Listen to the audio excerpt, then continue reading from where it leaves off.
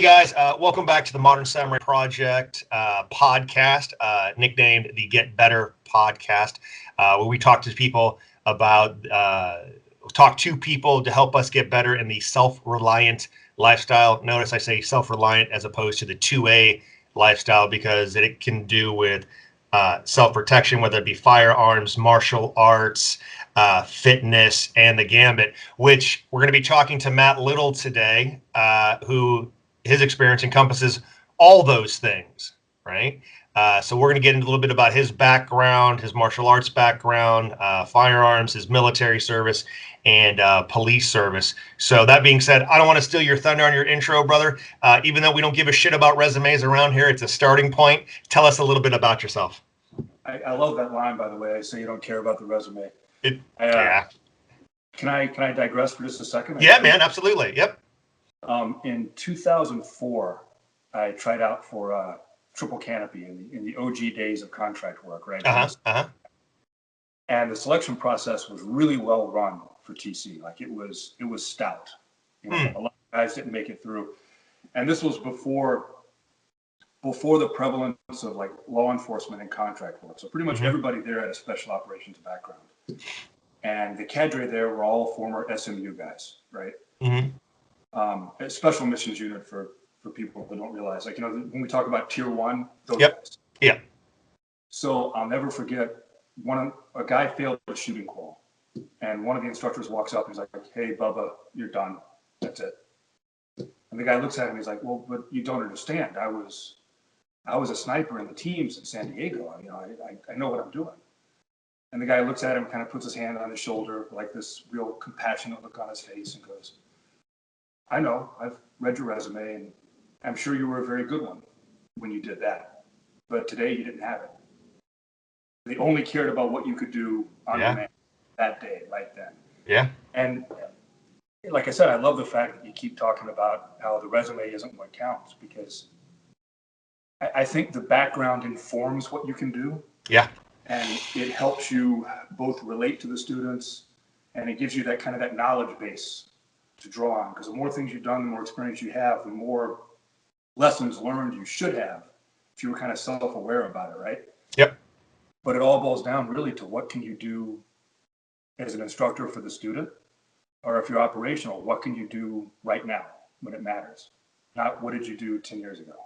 So I kind of like that. Yeah, absolutely. And you know, I think that kind of sprung from someone, you know, I've trained a lot, as you have, you know, and you wind up going to a class, and it's like going to a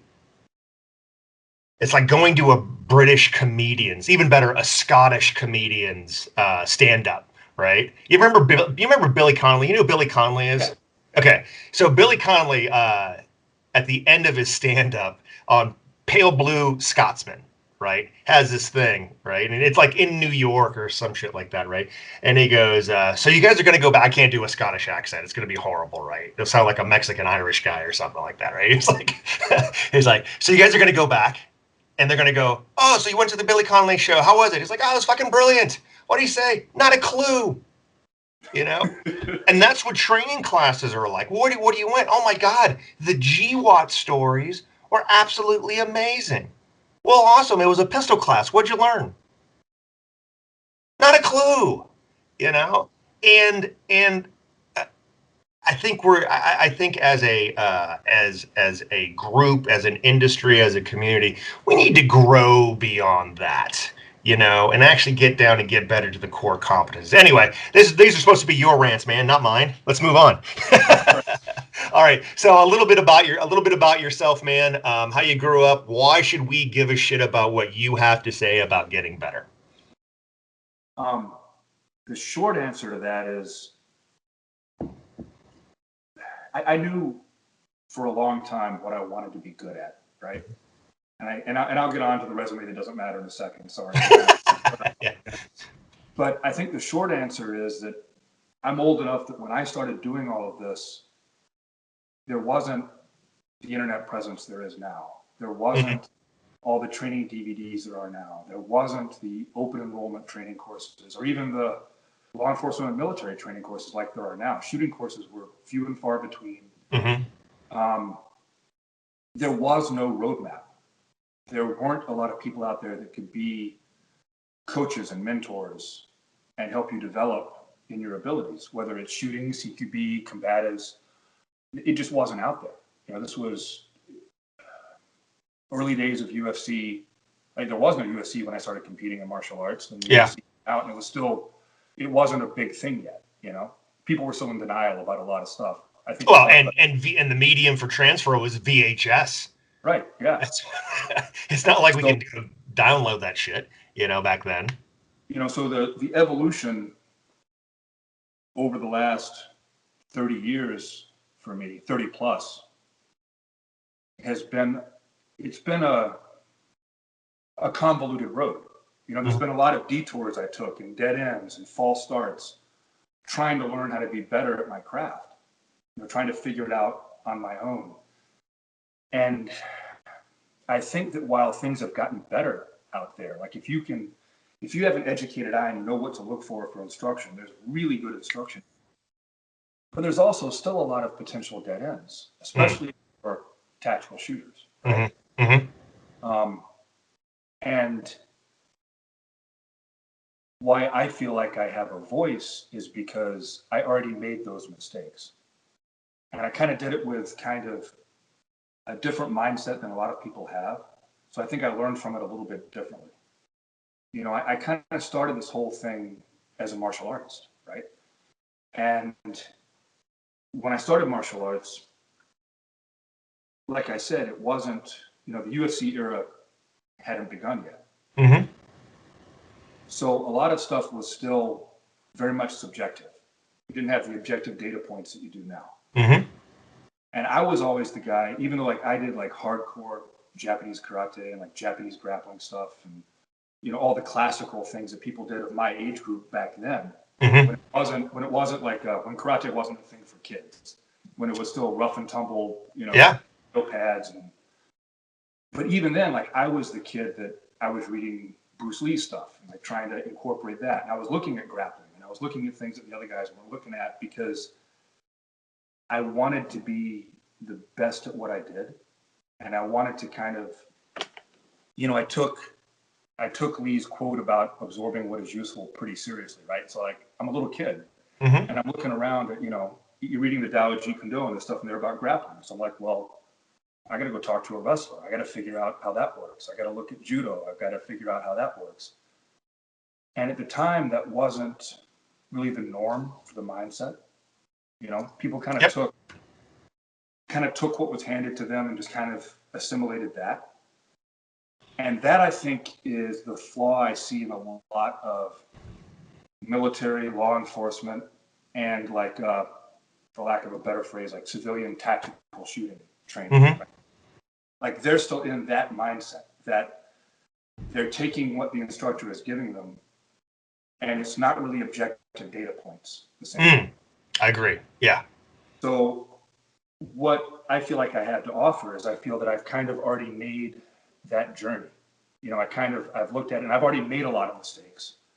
And because I looked at it more like an athlete or a martial artist, like I'm looking at the coaching points and the cues and the nuances and how to look at something to figure out how to make it more efficient and how to kind of shortcut your journey to getting to where you want to be with objective data, not with just, well, you know, this feels good or it looks cool or actually like what is objectively more efficient, what works better, right?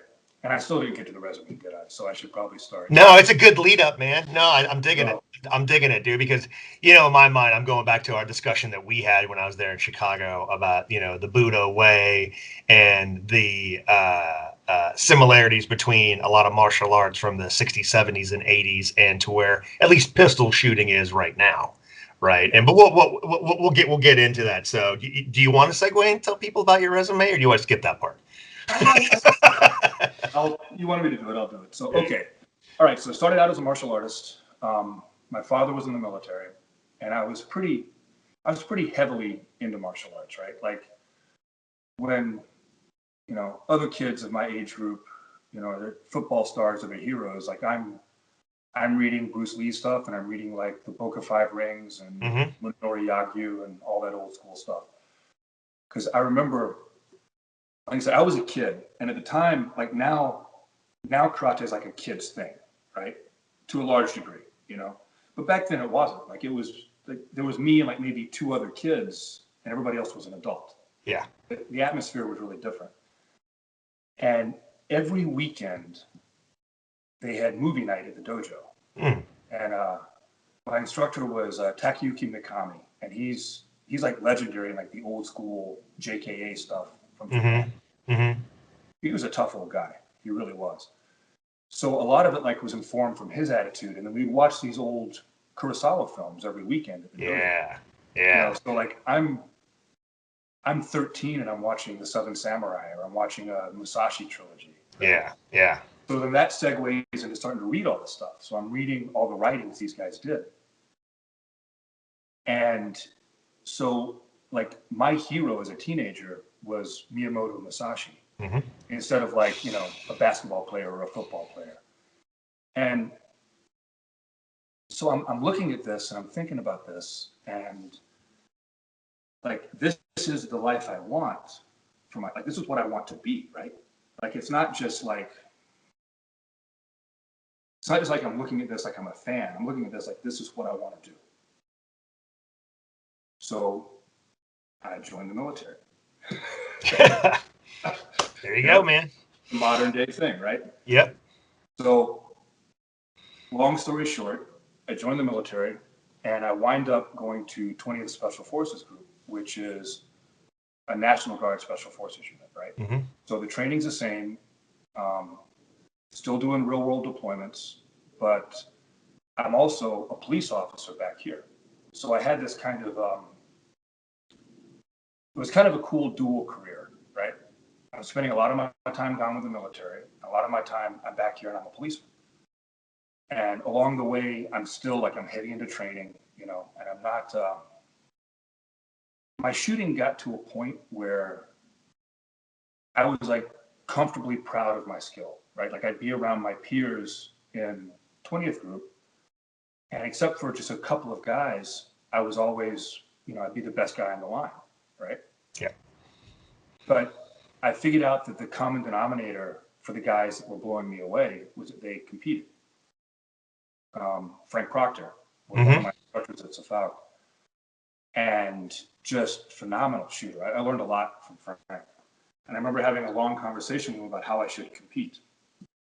So that, and segue to a guy I worked with on the police department, who was a firearms trainer for SWAT here for a long time. A guy named Pete Milionis, who was actually a world champion in the Steel Challenge. And he's USPSA GM. And he told me the same thing. He told me I should compete. So, and it was kind of, it was a mental struggle for me for a while, I have to admit, because I kind of bought into the fact that the USPSA style matches were too far divorced from reality. You know what I mean? That it was different than the fight. And both of them kind of, you know, I can be hard-headed sometimes. So both of them kind of had to knock it through my skull a bit and explain, you know, shooting is shooting. So I finally started competing in shooting, and was amazed at how good I was not. Yeah, I think the technical term for that is you got your shit pushed in. Yeah. It's actually the joke that Les Kismartoni and I have about it is that it is the soul-crushing junk punch of epic proportions. Yes, 100%. You know, and it was funny because before I started competing, like, going back to how you used to learn before everything was so available, right? Like I had all the old Vinnie McGill VHS tapes. I had Jerry Barnhart's old VHS series, the Burner series, like all 20 volumes of it. So it's not like I didn't do the drills, you know, but when you do them in a vacuum, like I knew I was better than my peers at work, right? Yeah. And I knew how good guys like Jerry Barnhart and Brian Enos and Rob Latham And then, later on, Ben Steger, Bob Vogel. I knew how good those guys were. Well, those guys are the champions. Right. It's easy to say, well, they're that good. Yeah, they get paid to do this. So. And then you go to a match, and a buddy of mine who's a construction worker just demolished me. Yeah. Les, the IT guy, just it's not even remotely close, right? Yeah. And I'm looking around and I'm like, I've carried a gun for a living my entire adult life, and I'm getting my ass kicked, like, on the regular. Yeah. Yeah. So, but the interesting thing, and I'd like to come back to this too. I know I keep kind of moving off on tangents. No, you're good, dude. You're good. You're good. Is once you have that data, once you have that comparison, it becomes so much easier to improve. Or we all have friends that have completely disengaged because they can't accept the data. Well, that goes back to the martial arts background, I think. Yeah. Right? It's always the cliche in the martial arts movie that the hero's the guy that's like, he's untouchable in his home dojo, and he's just, right. He's the second coming of the half-breed clone of Bruce Lee and Miyagi, with Masoyama as a great uncle, right? But that's not how life works. Like, not. It doesn't matter how good you are, you're not going to win all the time. Like, even, it's just the way it is. And in training, if you're not putting yourself in situations where you're losing, you're not growing. I mean, go back to BJJ. I know you're a big BJJ. Right? Yep. Who said this? I'm trying to remember who said this. Pretty famous guy said that he intentionally puts himself in bad positions when he's rolling to get better. A lot of people say that. The first name that came to my mind was Dean Lister. Yeah. Yeah. But like that's how you get better, right? Yeah. This is a guy who could probably stomp the guy he's rolling with, but he's putting himself in a bad position, and he may not win. Right. To learn how to get out of that position if it happens. Right. So it's kind of the same thing. If you're not putting yourself in a position where it's difficult for you, where's the growth? Right. 100%. It's just like the first time, like you growing up, it was all striking, right? It was all Taekwondo, a little bit of karate, a little bit of an intro to Kung Fu, here and there. Being a military kid, you move around, you get what you get that's available on base, right? And then in high school, a lot of Muay Thai. But the first time you go into a legit grappling, whether it's judo, whether it's wrestling, whether it's Brazilian jiu-jitsu, and you absolutely get destroyed by the 110-pound dude, or girl, or girl. And then one of two guys either happens. They either go, this is the greatest thing that's ever happened to me, right? And you jump into it, or people just can't accept that reality and they completely disengage. Jiu-jitsu guys do it too, right? Where there are guys that have known nothing but jiu-jitsu, right? And then they go get punched in the face. Right? I mean, Mike Tyson quote, everybody has a plan till they get punched in the grill. Right. Yeah. I mean, the great one, Carlson Gracie Jr. said, a black belt gets punched in the face once, he becomes a brown. Second punch, purple. Third punch, blue. Fourth punch, white belt. So you gotta learn it all, right? You can't ignore the data. So anyway, moving on. So, and I keep going off on tangents, but. Yeah, so basically, I started competing in shooting, and this was after being in Special Forces for a long time, being SWAT on one of the biggest police departments in the nation. I start competing, and on paper, I did really well right off the bat, on paper. Came in A-class in production, made master really quickly. And for the audience, by paper, you mean in the classification system, which classifiers are pretty much stand and deliver type of stuff. the stand and shoot stuff Yeah. that actually kind of gives you your rating. Yeah. It's like being a brown belt or a black belt, right? Sure. Yep. So on paper, I'm doing really well because I had trained this stuff. Like I said, I got all the old VHS tapes, I read Enos's book. Like I worked on that stuff. And in matches, I was not doing anywhere near as well as my classification. And the interesting thing here, and this is another thing to circle back around to, I'm a competitive person by nature, right? So like I wanted to start competing because I wanted to improve my abilities. But once I started competing, you don't want to, we talked about how you put yourself in a situation that is difficult so that you get better. But the goal is to get better. Yeah. You want to get better. You want to be the guy who's giving out the ass whipping, not the guy receiving it. That's the goal. Yep.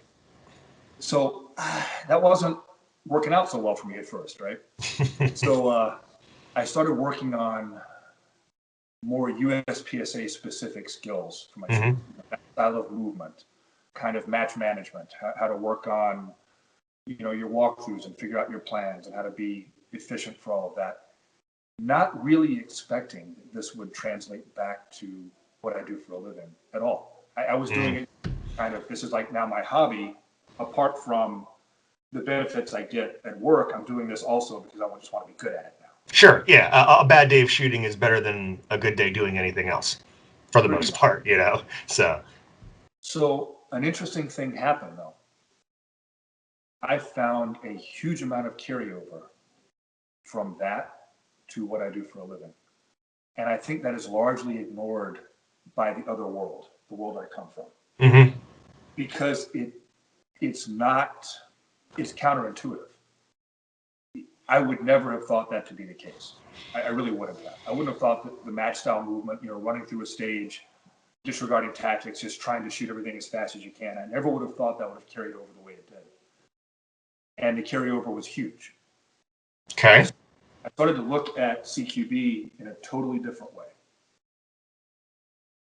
And let's circle back around to this because I'd actually like to. This is a really fascinating. Dude, we don't have to circle around shit, dude. You can go right from here because I've got all these questions for you, but you finish your thought. Okay, so when you're doing, like, whether it's CQB as a team, right, or whether, for whatever reason you're a singleton and you're clearing a structure by yourself, or you're a civilian and you're stuck in a bad situation, somebody's in your house and you got to clear your house, right? The movement style is drastically different than a USPSA match. The pacing is different, the timing is different, the priorities of work are very different, right? But what isn't different is that when you break a threshold and have an area of responsibility, have something that has to be handled by you, like say a team environment, and I don't want to get too far into the weeds on SOPs, but your number one and number two man have to clear the hard corners because nobody else can. Right. So someone who hasn't looked at things in a venue where thousandths of a second matter for winning or losing, and it's not that thousandths of a second don't matter tactically, they do, but we don't typically measure that fine. Right. Yep. So because it's not measured, it becomes subjective. It becomes, and there's nothing wrong with force on force by any means. It's hugely valuable. But it becomes, did I win or did I lose? Or if it's a paper target, it's, I hit my corner and I got that target, right? Yeah. When you get used to operating in an environment where the difference between first place and 20th place is just so small, like it's so fine, right? It's cut up so fine. And literally hundreds, if not thousands of a second can matter. Yeah. You start looking at things with an eye like being really efficient. Like how efficient can I possibly be? Yeah. And if you take that mindset, and I think this happened to me because I was teaching so much CQB at the time at work. I started looking at how my guys were doing things with an eye to making them more efficient. And because of the martial arts background, I'm looking at fine details on posture, stance, footwork, how the body moves. Mm-hmm. Where a lot of people who do CQB have more of like a strategic or tactical mindset of it, as opposed to the actual individual physical movement. Mm-hmm. So you look at the movement and you start looking at ways to shave off thousandths of a second, not because you're on the timer, but because if somebody's hiding in that corner, the quicker my muzzle is in that corner, the safer not just me, but the guy who's headed to the other corner and the 3 and 4 guy who are dumping in after us, the safer they are too. Right. Because that corner is my job, right? Yep. So you start developing ways of teaching people movement that are so much more efficient. You know, and it's not about moving faster, especially in a CQB environment. Right. It's about being in the right place sooner. Yep. You know? Yep. Which is in a nutshell. If someone is like, well, what do you get out of competition? I go, it measures sooner, not faster. Yeah. It measures sooner, not faster. So yeah, we've talked a little bit about that, about, you know, how gaming actually helped your CQB, because you're again, you know, you are a member of one of the largest SWAT teams in the country, right? And so are you the head trainer, one of the head trainers? What's your title there? I've been the training director for a couple years. Okay, right. So again, of one of the largest metropolitan police department SWAT teams in the country. So it's not like you're going to go, oh, hey, let's try this, and it doesn't really matter because, you know, your op tempo is once every 3 years you're serving a warrant, right? For you guys, it's probably every hour. Yeah, they're pretty good. Yeah. So awesome. So that being said, what is your response to people that are, whether they are, you know, I'm trying to get away from the word tactical and get more to self-defense minded, right? For the civilian, but tactically minded for your Ellie and Mill. What do you say to those people? It's like, no, you're a gamer, and that shit doesn't help. It's interesting to me that there's a huge acceptance now. Like a lot of guys they'll go to a BJJ dojo and they'll roll, right? Mm-hmm. Mm-hmm. And they talk about how that helps them at work all the time. But when it comes to the shooting matches, the attitude's different. And it's just, that's always kind of an interesting dichotomy to me. Yeah.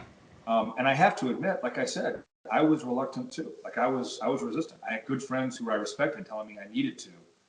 And it took a while for me to come around too. It really did. Yeah. But with me, since I'm teaching, I try to kind of just like lead by example and Sure. talk about what I've learned and how and kind of demonstrate it and show it to them. But even then, I find that I think the problem is that people look at the whole continuum of what they have to be good at, right? And if they're good enough at shooting in their mind, then everything else kind of has the same weight for them. Mm-hmm. Mm-hmm. They feel like, you know, if they're really good at CQB and if they're good enough at shooting, then they're good enough. Mm-hmm. Job done, you know? Yeah. But then the problem, like my counter argument to that is that, yeah, I mean, for the overwhelming majority of situations, whether you're a civilian CCW holder, whether you're a guy in a SWAT team, whether you're on an ODA, even some of the SMUs, right? If you're maybe, and not everybody will get the reference, but if you're like a B class shooter, you're good enough. I mean, you really are. For the vast You're top 1% of everybody if you're a B class shooter. Right. You're more than good enough for 99.9% of the things you'll encounter. Just like a blue belt in jiu-jitsu. Yep. You know? And then there's the outlier situations, right? Like usually in CQB, you're never going to shoot as fast as you shoot in USPSA. You're just not. Yeah. You know, take an El Pres, right? El Presidente. Back when the drill was developed, if you had a 10-second El Presidente, you were a god. And you weren't just good enough. You were the man. I I mean, Yeah. that was stunning, right? Yeah.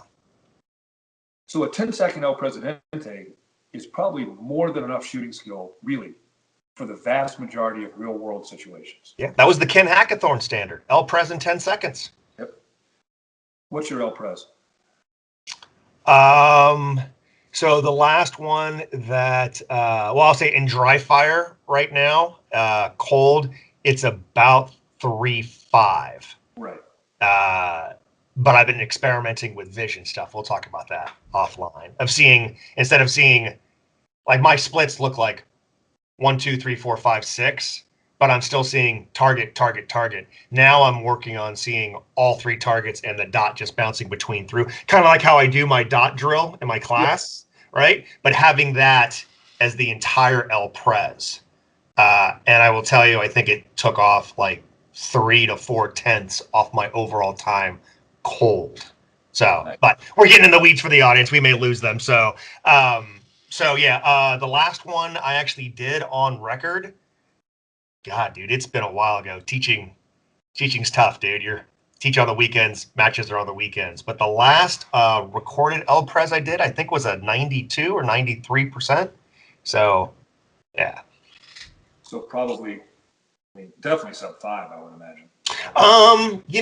That might have been 498. It might have been 510, but the hits were really good. Right. So the point is, you're twice as fast as what was the gold standard back then. Yeah. Yep. And that drill came out of a gunfight, so the legend has it. Yeah. Yeah. Right. So the vast majority of situations, basically half of your skill level would be good enough. Yeah. What about the outliers? What about when you're behind the power curve? Right. And you've got to catch up, because all the data tells us the first guy that puts good hits on target almost always wins the fight. Yep. How good is good enough if you're in that outlier situation, you're behind the power curve, and it's not just your life on the line? Yep. If you're a professional, it's your teammates' lives on the line, or a civilian that you're trying to save, right? If you're a CCW guy, it's your kid, it's your wife. How good is good enough? How good do you want to be for that outlier situation? And everybody's going to have their own answer. And I'm not going to say that everybody has to be. I have kind of an obsessive personality about training. I'll admit it. As do most people that are great. So I'm not saying that has to be the right answer for everyone. You know what I mean? Mm-hmm. Everybody has their own priorities, their own life. Everybody has to make that decision for themselves. But I think most people, if they're honest with themselves about how good is good enough for them when it counts, and it's not just their life. Yeah. It's the lives of their loved ones, or the lives of their brothers in arms. When that's the situation, how good is good enough? I think most people, if they're honest with themselves, it's going to be a lot better than just what they think is good enough now. Yeah. Yep. Yep. And lose the ego, right? Lose the ego and understand what those goals are. Something that Bill Blower says, and I'm sure he'll reiterate. I'm going to have him on later on in the week. It's like, look, dude, I am trying to get I'm trying to get a 500th draw into a 1-inch square at 100 yards. When I get that, maybe then I'll relax. But until that time, I can always get better, And it's interesting when he comes in with that, right? And he usually breaks that out with a whole, when people hide behind the accuracy thing, right? And when someone mentions the whole slow down to get your hits thing. So, all right, go ahead. I got you. Yeah. This triggered another tangent. Yeah. Par times. Mm. Par times are part of what gives that mindset, I think. Because you get out on a line and there's a par time for a drill, right? And if you're serious about your shooting as a tactical guy, whether that's, law enforcement, military, or, the CCW guy that goes to training, everybody's got the par time, beep goes off, you draw, you put your rounds on target, second beep goes off, some guys aren't done yet, you're already holstered back up, you look left and you look right, and your group is nice and tight, and other people look like a shotgun, and you know you were back, you're at least one of the first guys back in the holster, you feel good about yourself, right? The magical thing about USPSA is that there's no part-time. I mean, yeah, we have some standards classifiers. That's a little bit different. Those are typically some of the hardest ones anyway. But for the most part, you can always be faster and more accurate. So it's no longer, I think that part-time thing does us a disservice. And I understand why it exists. It's a way to train people, especially when they're newer. Mm-hmm. You get everybody on the line. There's a widely disparate level of skill on the line. And some guys you have to watch to make sure they're being safe. You know, I get it. It makes training easier.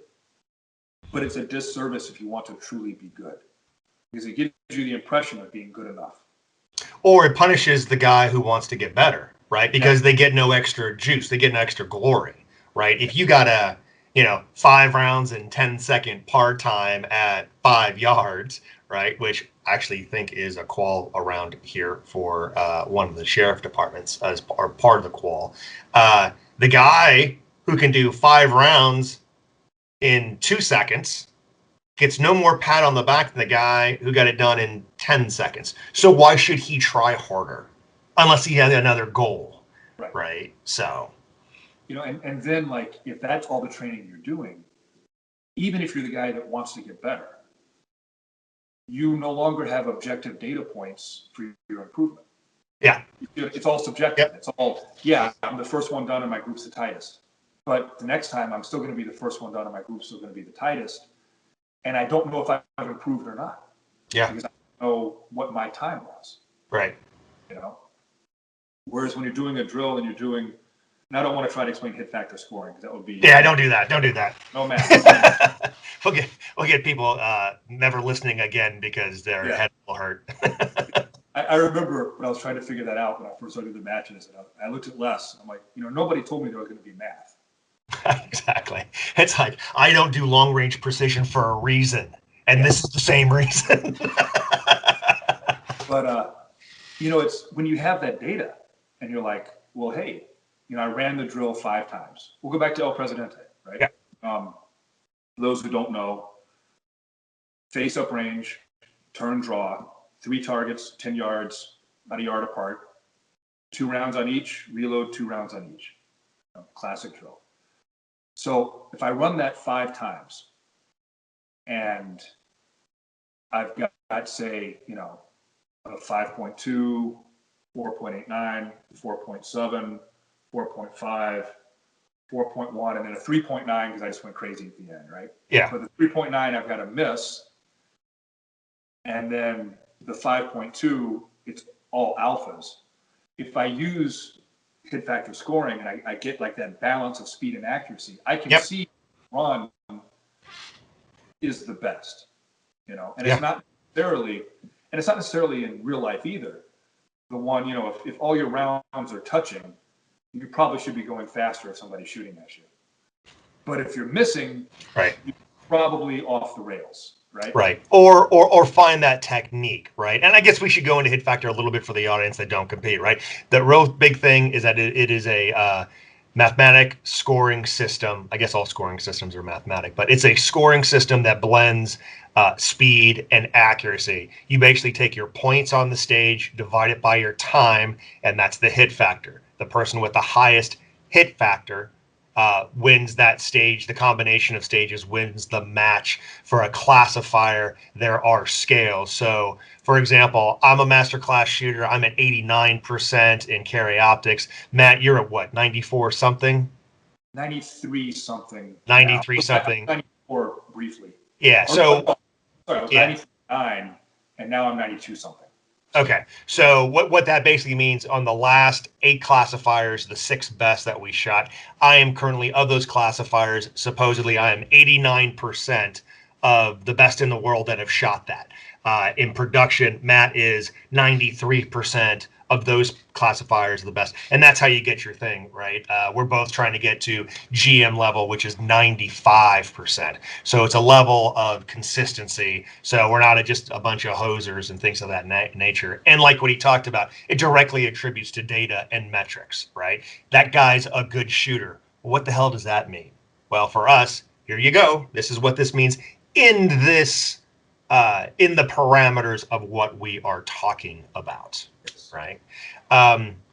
So one of the things you other said about a match, about time and getting better, I always there was some podcast where a dude got shut down because, oh, I guess I'm slow because I have a 2-second draw, right? And the guest on that show went, yeah, bro, that's slow. You need to get up and get going, right?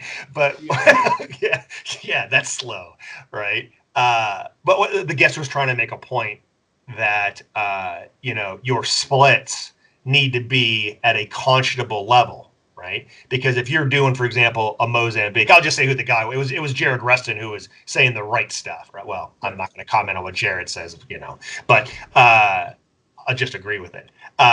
So his whole thing was like, he had a thing where he was doing a Mozambique. He was going to put 2 in the chest and 1 in the head, and he was on automatic. I guess the guy was behind a B pillar in a car, but after the 2 rounds, the guy dropped. And from there, he started taking a responsible level on his splits. But his response to the gentleman was like, yeah, dude, you need to get that shit out in 0.8 and get it out now and manage your splits responsibly.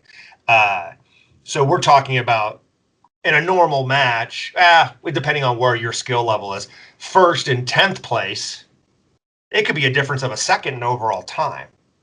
Yeah. Right? And could literally be the difference of the winner is 100%, 10th place is 80%, but the difference in time is 1 second. So the difference between a 1 second draw and a 2 second draw in our applications is a lifetime. It's a lifetime. Here's the thing, too. Tangent again. Yeah, no, good to go. All right, so, and kind of a combination of talking about matches and talking about what Jared said made me think of this, right? But I'm going to steal this from Frank Proctor because he's the one who told me. Yeah. But he didn't tell me. He told somebody else, but I was there.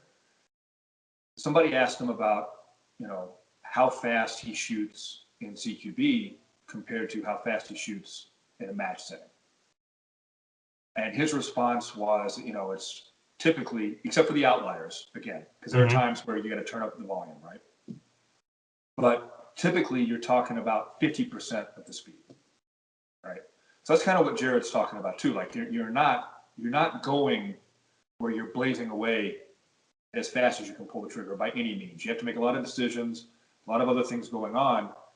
You're typically shooting much slower than you would in a match, typically. Especially in a CQB environment because it's team-based. Yeah. So you're part of a machine, right? But the difference is when you've become acclimatized, for lack of a better word, to an environment where, a 0.2 split is slow. To an environment where you want your, at 20 degrees or less to be the same as your splits. Yeah. To an environment where if your draw is not a second to a hard target, you're behind the power curve already. Yeah. Once you're used to operating in that environment, and then you go back to your applied environment, to the way things will be in an actual situation, and you turn that volume knob back down, right? Now, all of a sudden, you are so much more comfortable than the person who's only operated at the slower environment. 100%. Couldn't agree more. Couldn't agree more. Because of that comfort level, now your awareness has opened up, right?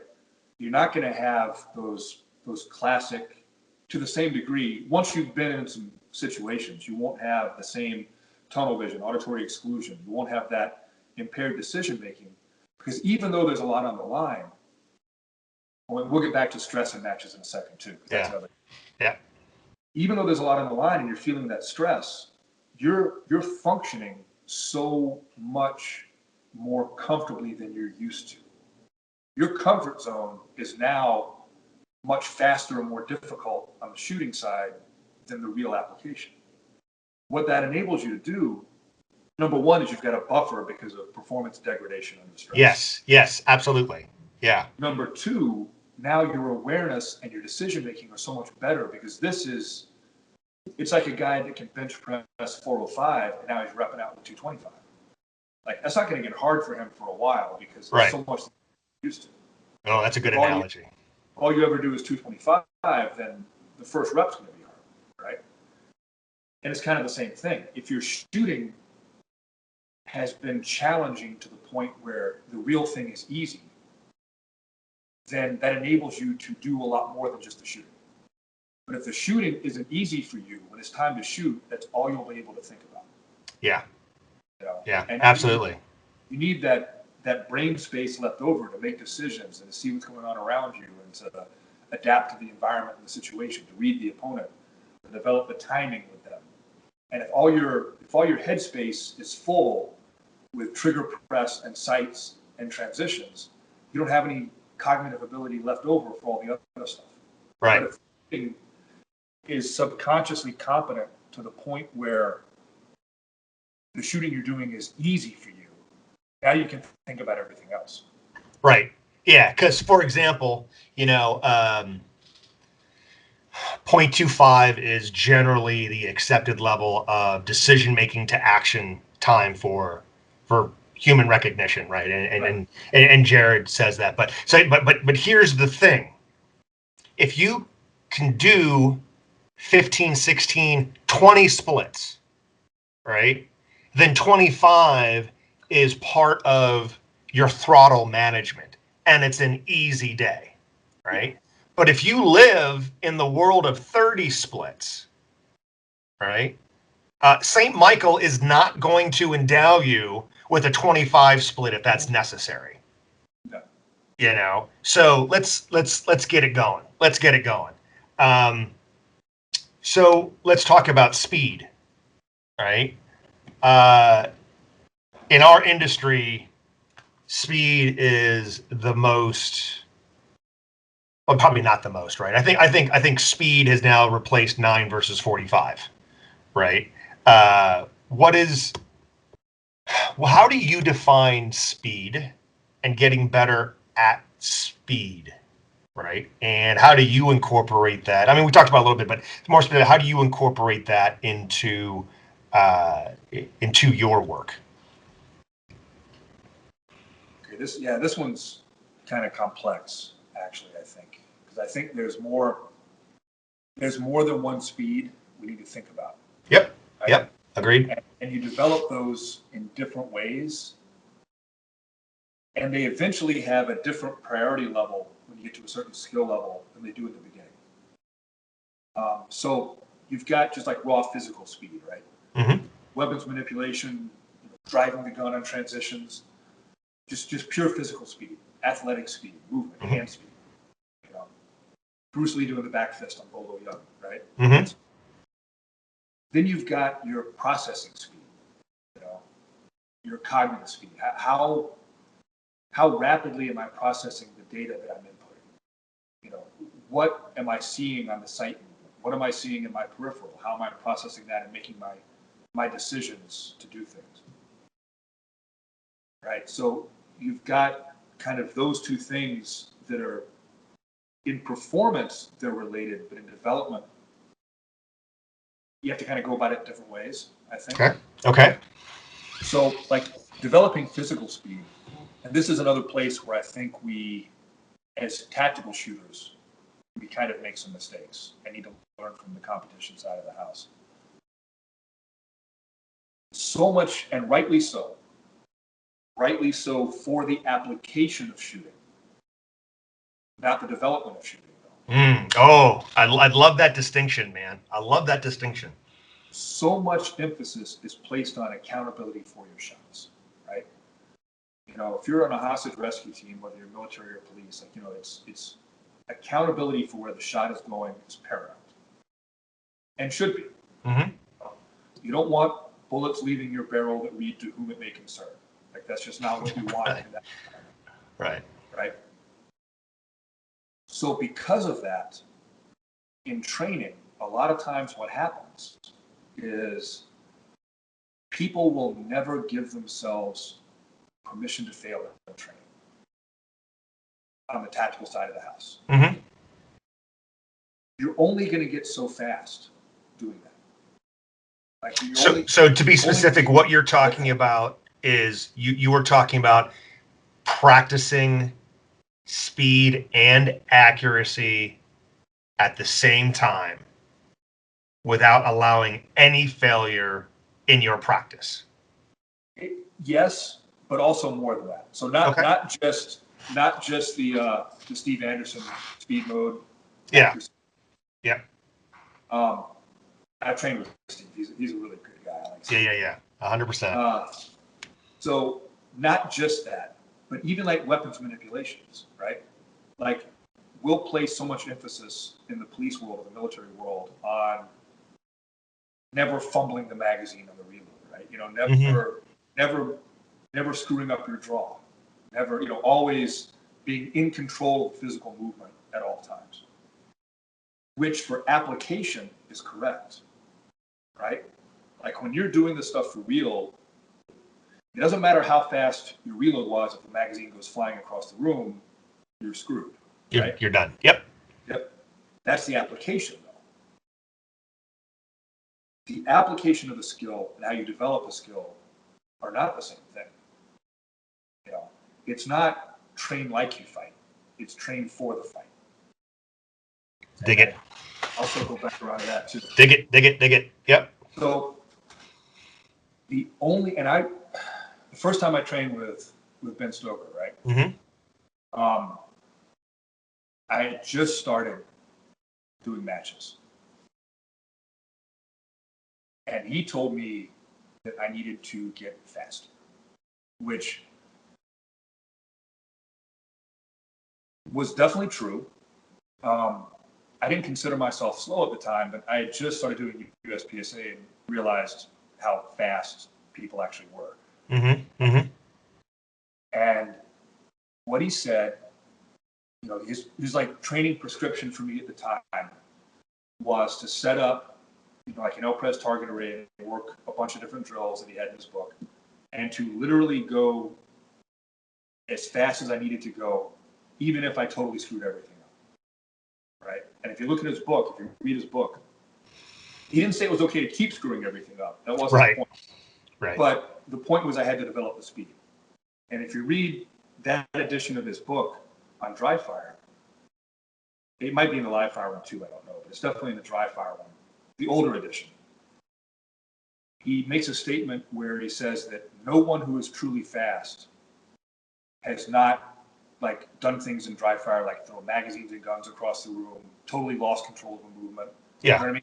Safely in dry fire, not where you're putting yourself or other people at risk. Sure. But you're never going to truly get fast without running it until it comes off the rails. Right. If you don't give yourself permission to fail in training, you will never develop that kind of speed. It's just not going to happen. Yeah, and it's the way every physical activity there is out there, and that's, you know, again, we're gonna get to your rant a little bit, but I mean, it just blows my mind on how, you know, I've said this before, and you've heard me say, like, the laws of physics and kinesiology do not train from physical activity or sport to sport to sport until we put a gun in our hand. All of a sudden, all that shit's got to change, right? So, hey, bro, I want to get to a 300-pound bench. Awesome. Go lift 100 pounds slowly and smoothly 10,000 times and you'll get stronger. We would laugh the guy out of the goddamn building, right? But then we get into firearms training and it's like, oh, no, don't do that. Well, and there is safety involved. Like you do have to be safe with a gun in your hand for sure. Sure, but it's dry fire. But yeah, and even in your live fire, if you don't give yourself permission to fail in live fire, sure, and not fail catastrophically to the point where you shoot yourself, but right, to fail in terms of the drill, you're not going to get better. Right. You're just not. You know? Just like you're trying to go for a PR in your bench and you don't have somebody spotting you. That would be irresponsible, you know? Well, going back to the martial arts side of things and the Tao Jeet Kune Do, Bruce Lee talks about, you know, because, you know, back in the 60s, I mean, martial arts was truly subjective. Mm-hmm. I mean, there was really no objective data at all, right? So you've got guys, what's that Instagram feed now, McDojo Life, where they put all the bizarre martial arts stuff up? Oh, I just saw that for the first time. Yeah, yeah. Oh, that was, okay, I got to check them out more then. So, but, back in his days, guys like, and I'm not knocking Tai Chi. I mean, I'm sure it's a great healthy movement, a great health exercise, but it's not where you go to learn to be a street fighter, right? No. But back then you've got people making claims about training that way and becoming, these invulnerable fighters. Right. And Bruce Lee goes, "You're never going to be fast by training to be slow. Yeah. Yeah. You're just not. It doesn't matter. No amount of slow repetitions is going to make you fast. And there's a place in athletic training for slow repetition. When you're trying to groove out a skill, you're trying to Sure, get the 100%. movement pattern down. There's absolutely a place for that, but don't think it's going to make you fast. Yeah. It's not. Yeah. I'm forgetting. Oh, my buddy Tori Ogley. He's Norwegian Army. I think he's master or GM in IPSC out there. I think they have the same classifications as us, right? And we were talking about this the other day, and he goes, "Yeah, dude, I get it, absolutely. Crawl, walk, run. But some of y'all are spending too much time on the crawl part." Well, I think it comes down to comfort too. I mean, if there's,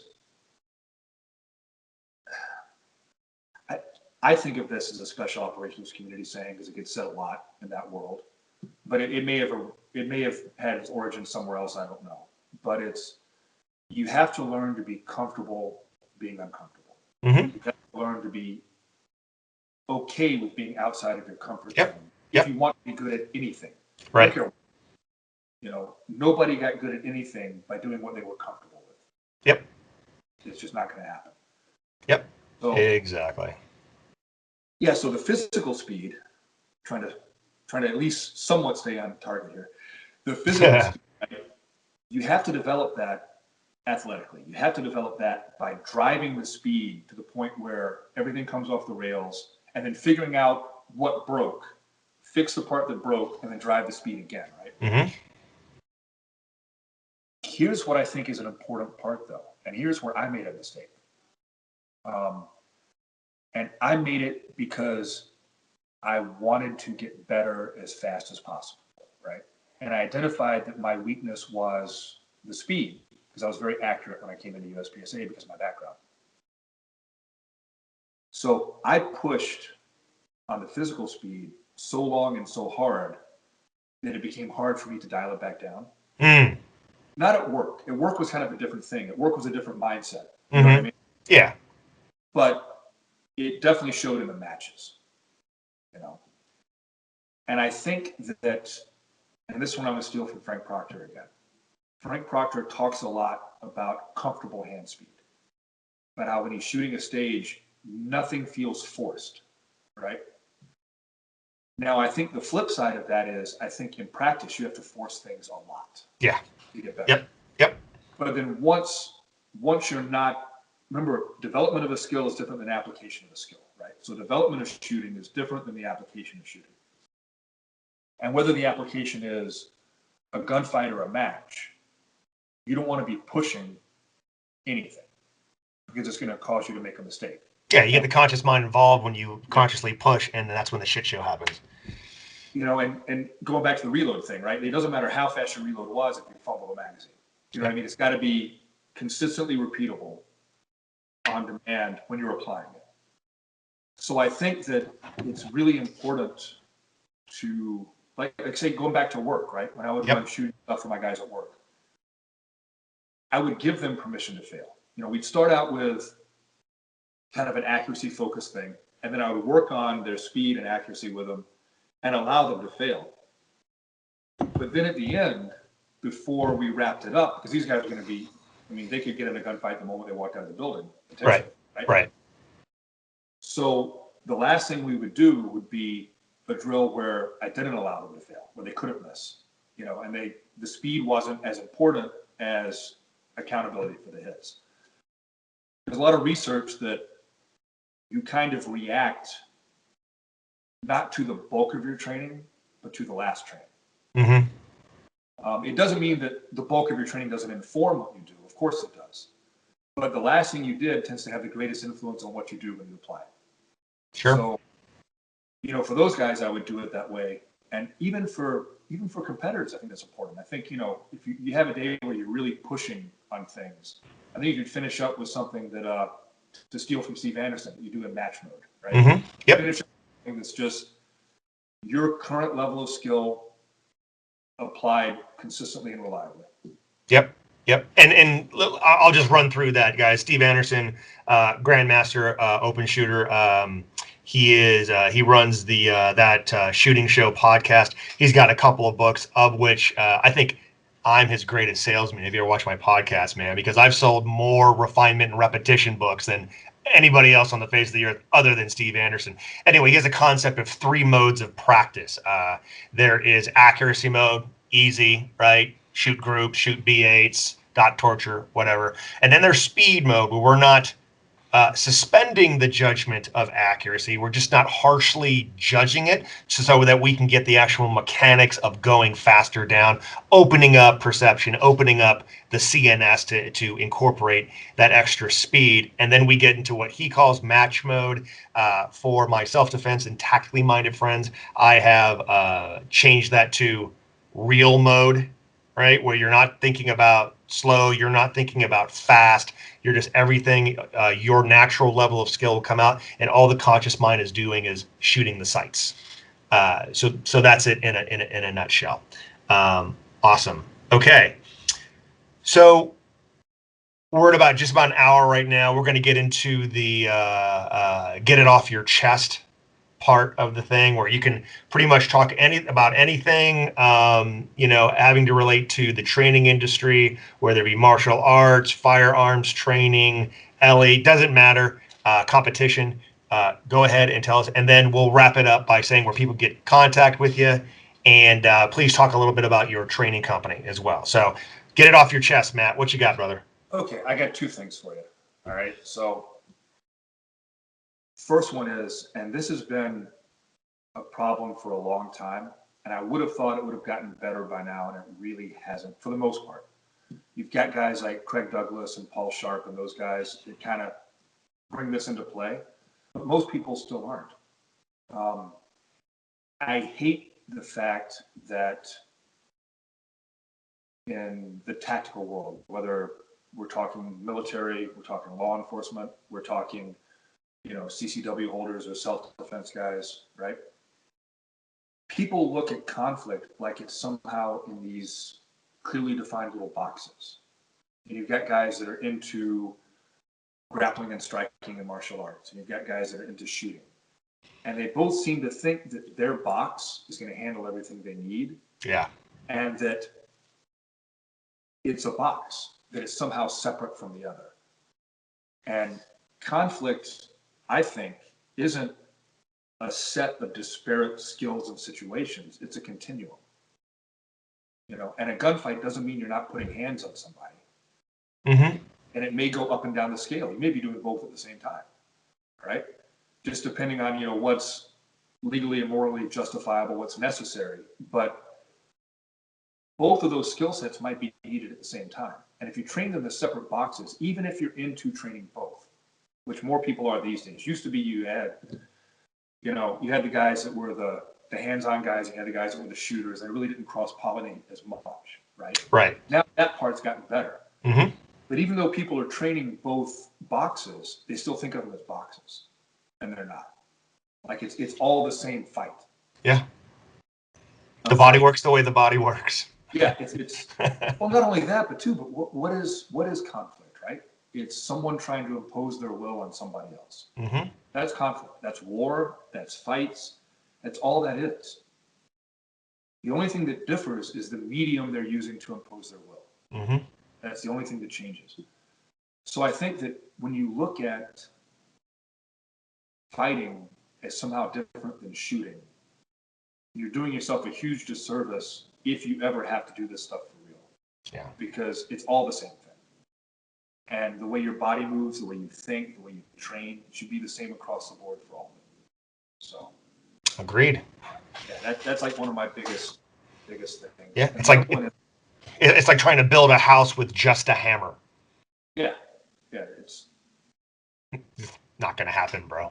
no, I'm sorry, I interrupted you. Okay, so number two. no. So number two is the way we train, right?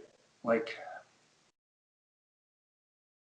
and I think this comes down a lot to, I think people tend to confuse the medium for the message in training a lot. Mm-hmm. You see that a lot in martial arts, right? Mm-hmm. People somehow think the drill is the fight when the drill is not the fight. Mm. Mm. You know, we have, like, we tend to have these ways of training where, you know, one school of thought is everybody puts on their full kit all the time, and they get out there on the line and they're shooting with all their armor on and their helmet and their, you know, their nods and their pro mask and everything. Like, that's how they shoot all the time, right? And a certain amount, if you're a professional who has to wear that kit, a certain amount of that is necessary. You have to shake out your kit. You have to make sure you can apply your shooting that you've developed under those constraints. And the logic is always, you know, train like you fight, right? Do you know a football team that only puts on their pads and scrimmages and does Yeah, nothing in training? absolutely. That is an example you use all the time, man. Absolutely. Do you know a pro boxer that does nothing but spar?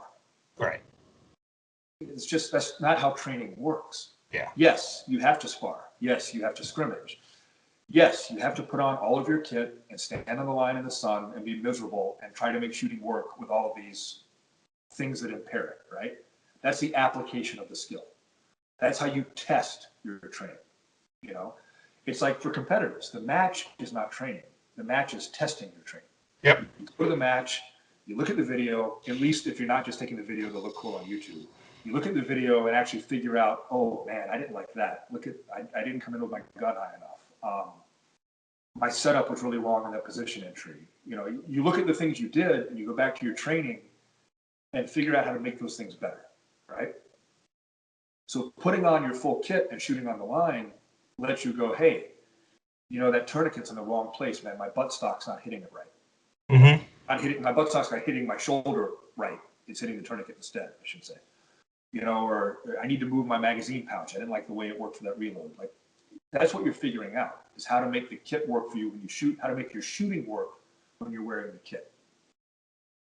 So that's one thing, like one kind of school of thought that I think does people a disservice when they train, you know? And the other one is, and this is just kind of, I think, the nature of teaching, you know? And the nature of what people expect from a training event, right?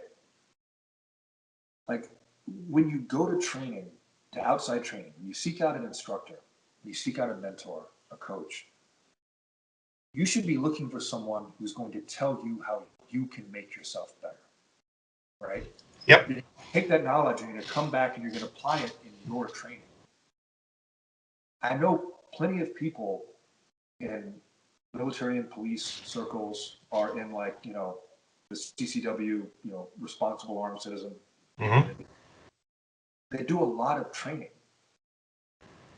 but then they're not coming back and working on it themselves in between, right? It would be like somebody who really liked BJJ and they would go to a seminar every 2 or 3 months, but they wouldn't go to the dojo in between. Yep. Yeah. You know, that's not going to be what's going to make you better. You're going to take those lessons learned from the training, come back and apply them.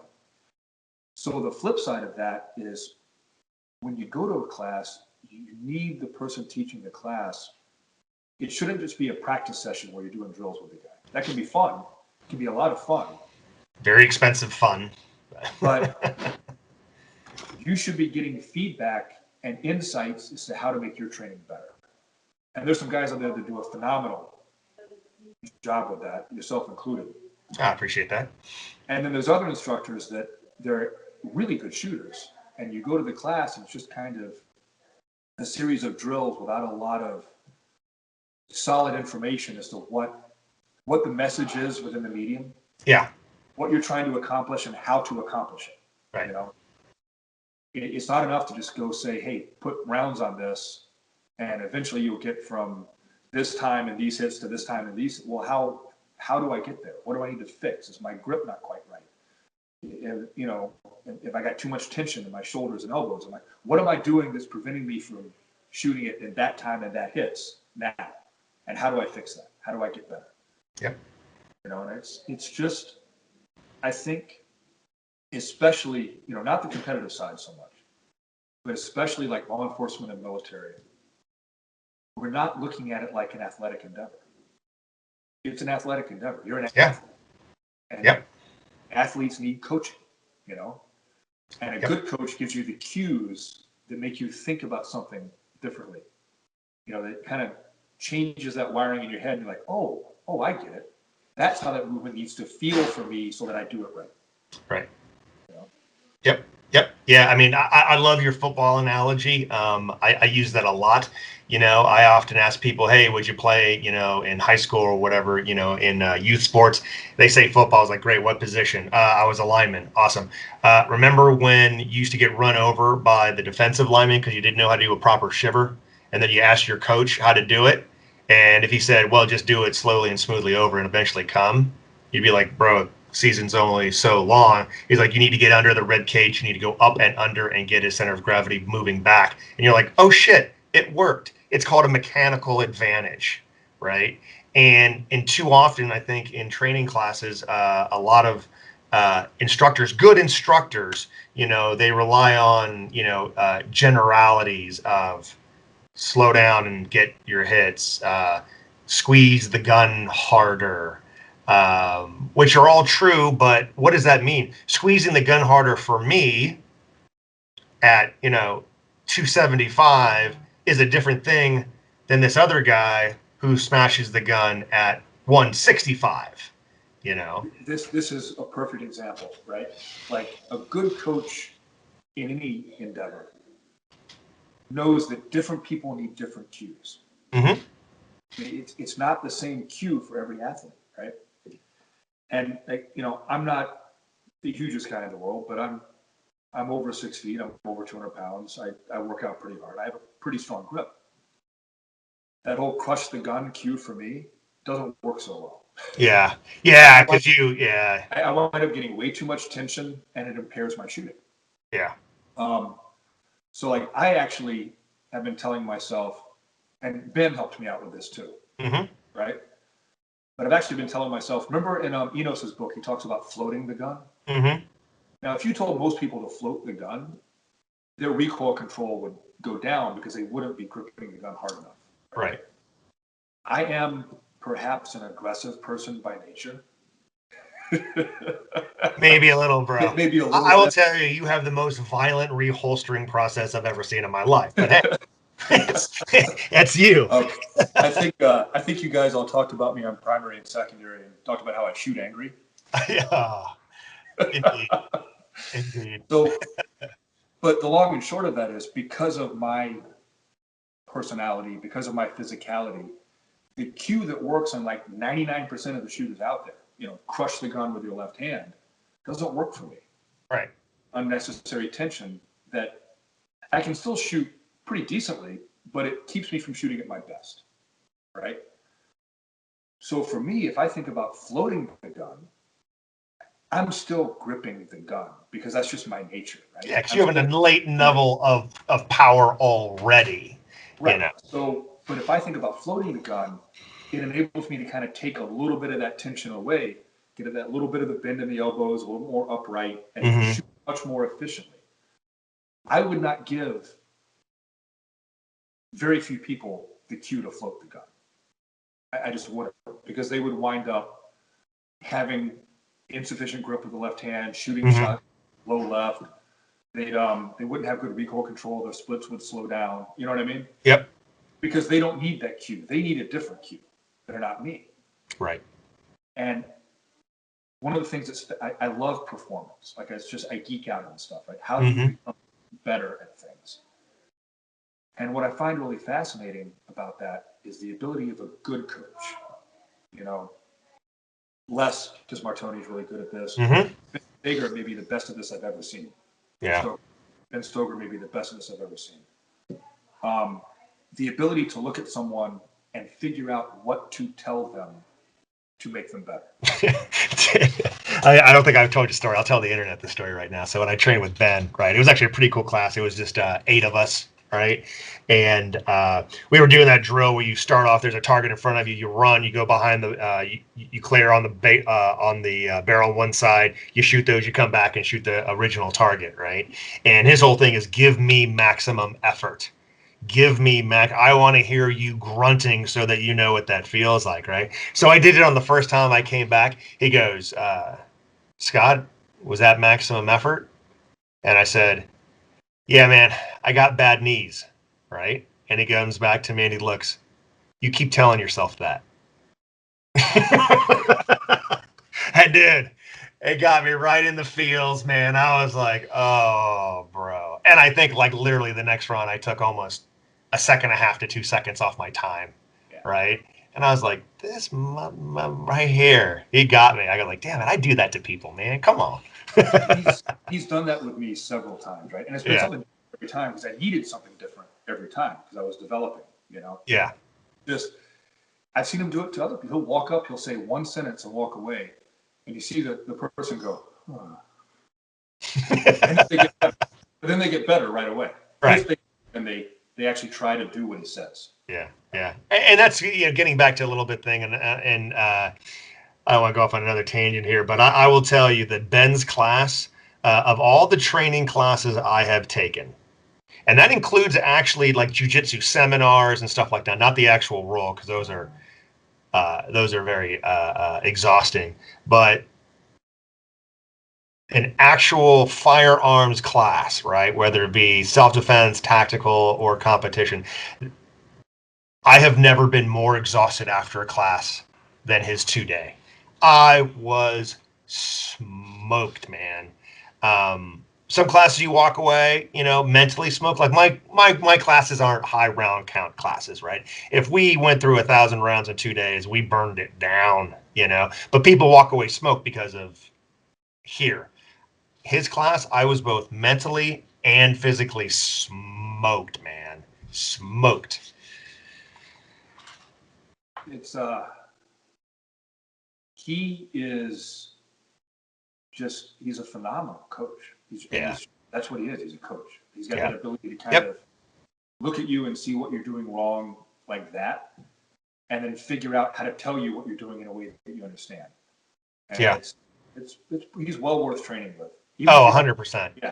And the funny thing is, he's actually cheaper than most instructors in the tactical world are. You know, his classes. So awesome. All right, man. We're gonna wrap it up here. What I want you to do is tell me, how can people get a hold of you? You kind of already started your own training company. Tell us a little bit about that, where they can find you, how they can get a hold of you, and how they can come train with you, and what you're going to be offering. Okay, so the website is in beta right now. It should be live in a couple weeks. It's GreyBeardActual.com. On IG, I'm also GreyBeard Actual. It's GreyBeard_actual. The name comes from my time in SF. It's a story I'll tell in classes. If people want to hear it, I'll get a kick out of it. Yeah. And the company's been incorporated, and once the website is live, we're going to start scheduling classes for the year. I've had a couple people talk to me about it already, so we got a few things kind of in the works. And I'm pretty excited about it. I'm going to offer a pistol class, 2 days, and kind of the idea. Well, let me go through the classes first. Then sure.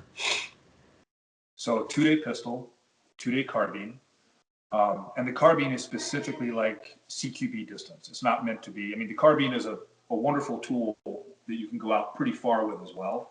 That won't be within the scope of my classes. It'll be more fast, close-in shooting. Okay. Right?